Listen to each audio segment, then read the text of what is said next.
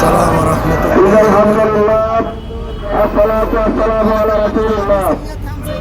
আন্তর্জাতিক শ্রমিক দিবস উপলক্ষে বাংলাদেশ শ্রমিক কল্যাণ ফেডারেশন গাজীপুর মহানগর কর্তৃক আয়োজিত আজকের এই বিশাল বর্ণাঢ্য র্যালি সমাবেশ উত্তর সমাবেশের সভাপতি শ্রমিক কল্যাণ ফেডারেশন গাজীপুর মহানগর সভাপতি জনতাদরাত মোহাম্মদ হুসেন আলী, উপস্থিত আছেন বাংলাদেশ জামায়াত ইসলামী কেন্দ্রীয় মজলিসের সুরা সদস্য গাজীপুর মহানগর জামাতের সংগ্রামী আমির জনতা কামাল উদ্দিন, শ্রমিক কল্যাণ ফেডারেশন গাজীপুর মহানগরের সেক্রেটারি শ্রমিক নেতার ভাজিন হাসান হাসিব সহ শ্রমিক নেতৃবৃন্দ, সংগ্রামী এবং বন্ধুগণ, আজকের এই মহাসমাবেশ, আজকের এই র্যালি বাংলাদেশ শ্রমিক কল্যাণ ফেডারেশনের এই র্যালি।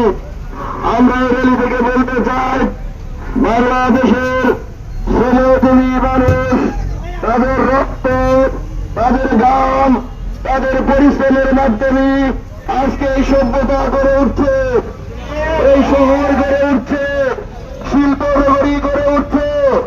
অথচ আমরা বারবার লক্ষ্য করছি অধিকার বঞ্চিত করা হচ্ছে বারবার এই শ্রমিককারী। তারা তাদের ন্যূনতম মজুরিটুকু পাচ্ছে না, ছেলে মেয়েদেরকে লেখাপড়া করাইতে পারছে না, বাচ্চা সন্তানদেরকে চিকিৎসা সেবা দিতে পারছে না। অথচ শ্রমিকদের এই গ্রামের বিনিময়ে বাংলাদেশে নতুন ভাবে শিল্প নগরীয়া করে উঠছেন।